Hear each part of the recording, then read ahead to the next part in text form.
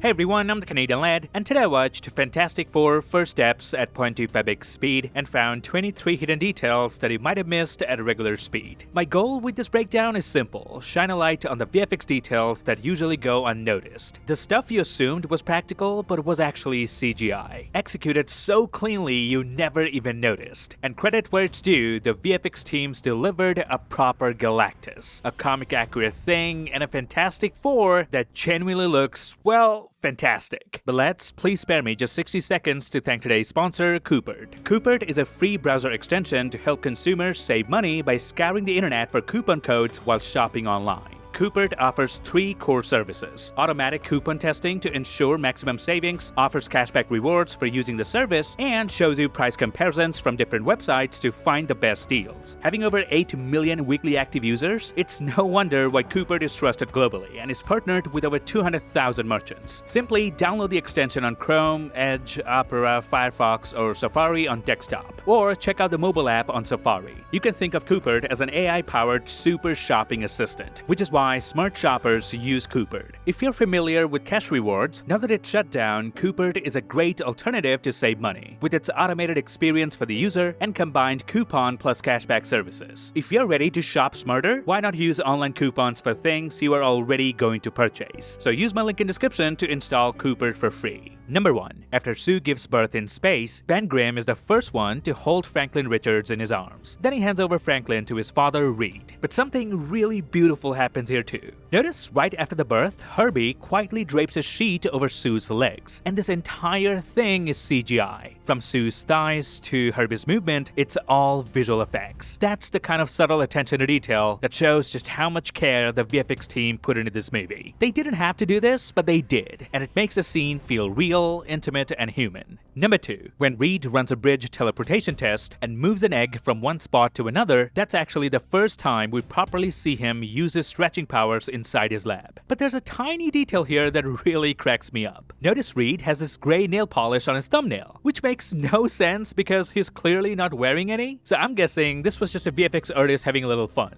thinking no one would ever catch it. But well, here we are. Number 3. When Shalabal tells Johnny to hand over the baby and says if Franklin were older, he would have made that choice himself. Now I never noticed that Shalabal actually has tears coming out of her eyes in this scene. Give up the child. If he was older, he would do it himself. Like I did. I'm pretty sure Julia Garner was actually crying during the mocap, and the visual effects team kept those tears even after transforming her into the Silver Surfer. Give up the child? Surely he would do the same. Number 4. Right before the final fight, New Yorkers evacuate the city and take shelter in Subterranea. But before they go, notice they leave a message on a theater marquee that says, "Good luck, Fantastic Four." And after the team defeats Galactus, that same marquee is now changed to "We Stand Together." Number 5. After Sue sends Galactus through the portal, he somehow claws his way back out, purely through brute strength. But then comes the big moment, the betrayal we've all been waiting for. Silver Surfer, aka Shalabal, suddenly pushes Johnny out of the way and shoves Galactus back into the portal with everything she has got. And here's the detail I noticed. Look closely at Galactus. He looks up and gets the shock of his life as he realizes the Surfer is turning against him. He's so stunned, he actually turns off the energy beams in his eyes, just so he can witness the betrayal with his own eyes. It's such a small detail, but it adds a whole new emotional layer to this moment, showing us that even a cosmic being like Galactus can feel genuine heartbreak. And what I love is how logically the movie handles the Surfer's betrayal. She's not suddenly convinced by Johnny's request. She never flips sides just because of emotion.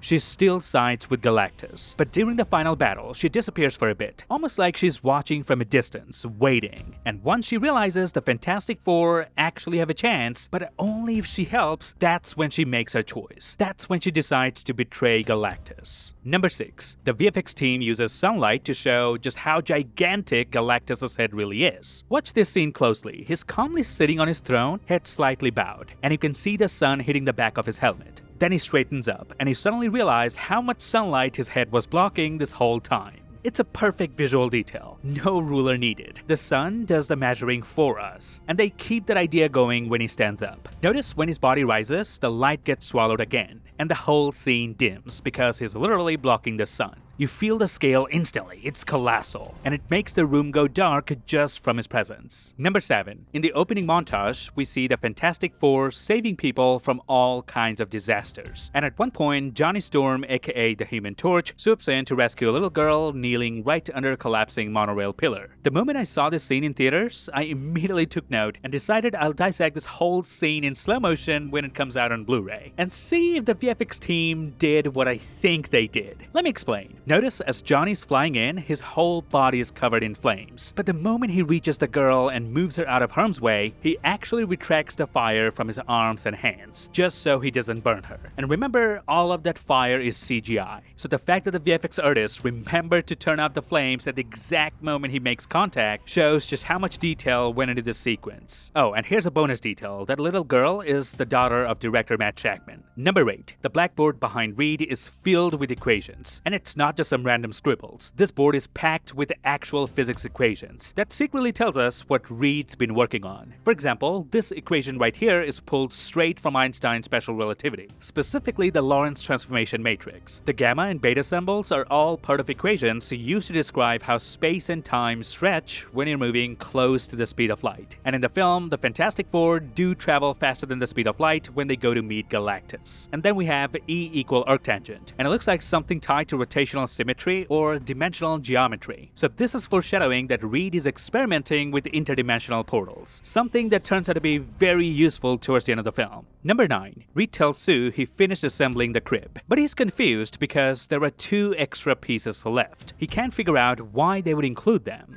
I finished the crib. Stop. Included 2 extras. I don't know why. This scene actually says a lot about how Reed thinks. His brain is so efficient at problem solving that the idea of spares for regular folks doesn't even register. Most people would shrug and call them extra parts. But Reed, he sees unnecessary components and it bugs him, because in his world, everything should have a purpose. Number 10. During the space mission where the Fantastic Four get their powers, notice in this universe, this agency is called American National Space Agency, or ANSA, instead of NASA from 616, establishing right off the bat that this is an alternate universe. Number 11. During the Future Foundation assembly, we see that the Latverian delegation chose not to participate in the charter, which makes sense since Latveria is Victor Von Doom's country and Von Doom is the arch-nemesis of Reed Richards. The Latverian absence here also implies that Reed and Doom have already clashed, not physically but over ideas and leadership, setting the stage for what we will eventually see play out in Avengers Doomsday. Also, notice the Latverian flag shown in the background is identical to its comic design, down to the color scheme and crest. And rumors are Dr. Doom's costume will draw direct inspiration from this design. Number 12. After Sue and Reed announce that they're expecting a baby, one of the magazines immediately drops a hit piece with, "Is the Baxter building safe for a child? The child could have secret powers." And this is why Reed and Sue were giving a tour of their home to some journalists that we saw in the teaser. This scene didn't make it into the final film, but we can pretty much figure out Reed and Sue did this because of news reports like these. Number 13. When Franklin brings Sue back to life, notice her eyes have the same cosmic effect we saw on Peter Quill when Ego showed him his celestial power. Eternity. This establishes that Franklin isn't someone like Strange who would rewind time to bring someone back to life. He has raw cosmic power, exactly what Galactus said. And Sue knows it now because she has seen it with her own eyes. That's why she tells Reed, Franklin is not us, he's more. He's not us. He's more. Number 14. The spacesuits they wore during that first mission, the one that gave them their powers, notice Reed has actually kept all of them in his lab, and we can even see Johnny's suit is all burned up. This detail carries a lot of weight because Reed still blames himself for not making suits strong enough to protect Ben Grimm from the cosmic accident that turned him into the Thing. Johnny showed me the new suit. It's pretty spiffy, especially compared to the old ones. Oh, the old ones weren't adequate. Who could have known? Me. I could have known. Stop. Please, you gotta stop beating yourself up about this. So every time Reed sees those torn up old suits, it's like a reminder to himself that he still hasn't figured everything out yet, that he still owes his team something better. And that's exactly what he does later when he creates a brand new set of spacesuits. Now, if you compare the designs, the old ones all look the same. because back then they were just 4 scientists heading into space. But the new ones, each one's built for a specific member of the team. Johnny's suit, for example, has these red heat-resistant ribbons, indicating it's flame retardant, while Susan's suit features these extra white panels that Reed doesn't have. Number 15. When the Silver Surfer arrives on Earth to warn everyone about Galactus, we see 2 young men looking out the window of a comic store called Timely Comics. Now, Timely Comics was the original name of Marvel Comics. They started out as Timely Comics in 1939, then changed their name to Atlas Comics in 1951, and then it became Marvel Comics in the early 1960s. But it seems like in this alternate universe, they've never changed their name. And those 2 guys are a clear tribute to Jack Kirby and Stan Lee. Now, inside the store, there are more Easter eggs. There's an unpainted comic panel of Giganto, the same monster the Fantastic Four already fought at the beginning of this film. From another angle, there are more black and white panels on the wall except for one. It's pulled straight from Fantastic Four number 13 from 1963, the issue where the Watcher appears. So we can count this as the first live-action nod to the Watcher in the MCU. Number 16. The little girl that Johnny saved at the start of the movie actually shows up again later during the montage where everyone's thanking the Fantastic Four. Number 17. We've already established the massive size of Galactus, but there's another detail that sells his weight too. Watch his footsteps. He's not stomping, he's not even touching anything around him, he's just walking. And with every step, the ground shudders beneath him. As a result, nearby buildings that have glass windows, the panes start rattling loose and falling. I know this is not a groundbreaking detail, but some real human beings who worked on these details that made the film feel so real. And it's my job to bring your attention to all of this. Number 18. When Galactus sniffs the trees and Johnny gives his confused look, it's because Galactus was once a humanoid being as well. And it's probably been ages since he has set foot on a real planet. I was once little like you, billions of years ago. A man from another world.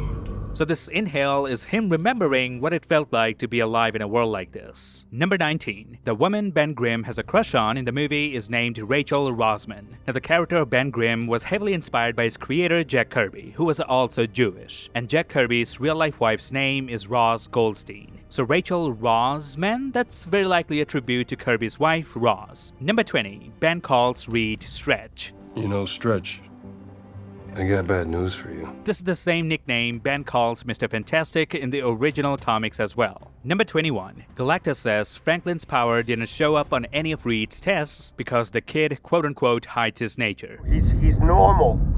We would know. I would know. I tested the child. He hides his nature from you.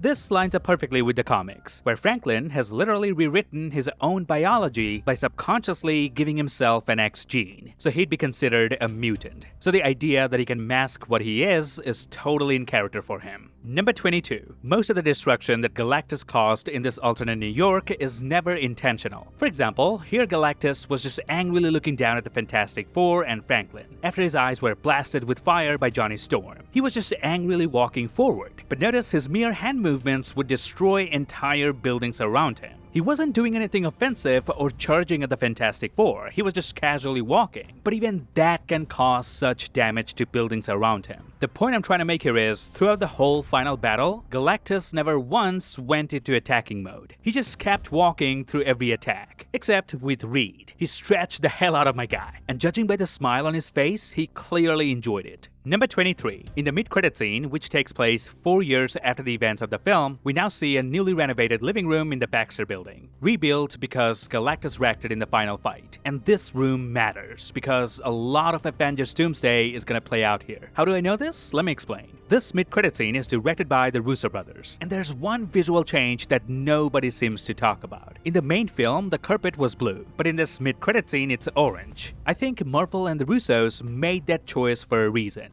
Now we know Doctor Doom's palette is green, the cloak, the armor, and the whole vibe. Put green against blue and it sinks into the background. Put green against orange and he pops. He dominates every frame. There's actually a scientific reason behind this. Green and orange are complementary colors, not in the sense of matching, but the way they sit opposite each other on the color wheel. When placed side by side, complementary colors create maximum contrast, which makes them appear brighter and more intense on screen. It's the same principle filmmakers and comic artists have used for decades. Think Joker's green hair against his purple suit, or Spider-Man's red costume against New York's blue-toned skyline. Now you might ask, why orange specifically? Why not red, yellow, or even purple? Well, here's the thing. Red and green are technically complementary too, but red often signals danger, anger, or aggression, and that would imply Doom is here as an active threat. Yellow, on the other hand, is too close to green. It wouldn't offer that stark contrast. And purple would clash too much with the warm tones of the room and might even evoke Thanos comparisons. So when Marvel shifts the Baxter Building's primary palette from blue to orange, they're not just repainting the room, they're setting the stage. A stage where Doom doesn't just appear, he dominates every frame. He becomes the visual centerpiece of every scene he's in.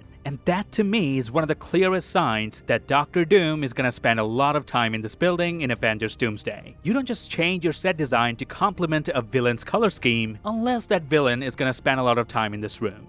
But they changed the color of the carpet.